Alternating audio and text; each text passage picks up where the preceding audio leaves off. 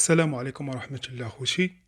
مرحبا بكم في هذا الفيديو لمتابعة أشغال الملاعب وأوراش البنية التحتية المغربية. اليوم في هذا الفيديو غادي نشوفوا صور لملعب الملحق الأولمبي بالرباط، الملعب أو المشروع الذي لا يقل أهميته عن الملاعب المغربية الأخرى. وأشرنا في فيديو السابق بعد انتهاء من الأشغال سيتم رسميا افتتاح الملعب يوم الأحد تحت أول اختبار لاحتضان البطولة الدولية للألعاب القوى للملتقى محمد السادس، اللي هو جزء من الدوري الماسي، وهذا يعتبر من أهم البطولات لألعاب القوى في العالم بعد الأولمبياد وبطولات العالم. باش يتم اختيار بطولة بهذا الحجم كحدث افتتاحي، هذا كيعكس الثقة في جاهزية الملعب.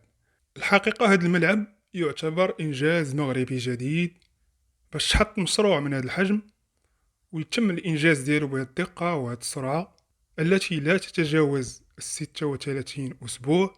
فحقا هذه رسالة للعالم على قدرة المغرب التنظيمية والهندسية والجاهزية لاحتضان أكبر التظاهرات العالمية وعلى أعلى مستوى.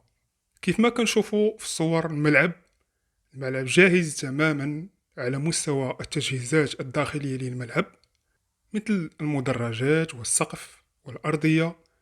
كل هذا يندرج تحت إطار احترام المعايير الدولية المطلوبة. هذه صور للتدريبات المشتركين في هذه البطولة، فكل الاحترام والتقدير للمجهودات المبذولة من الناس المشرفين على هذا المشروع، وخاصة فرق العمل.